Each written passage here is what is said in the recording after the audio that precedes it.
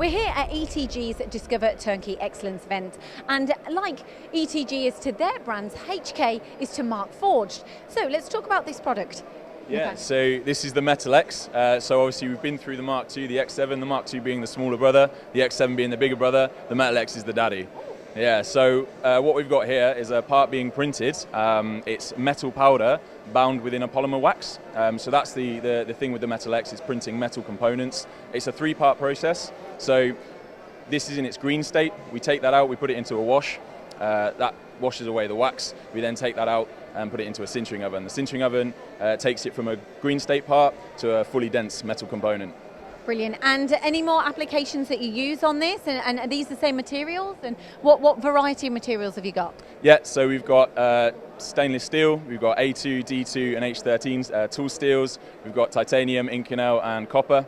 And the applications, we're looking at robot end effectors, which is actually where the two technologies marry up very well together. You do the structure of the end effector on the composite series and the wear faces with the Metal X. And what applications are you going to be taking away from some of the machines? What machines are you're using here subtractive? So what are you kind of replacing in the additive industry?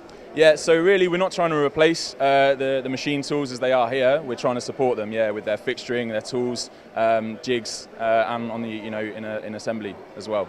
Brilliant. Thank you so much, Nathaniel. All right, thank you.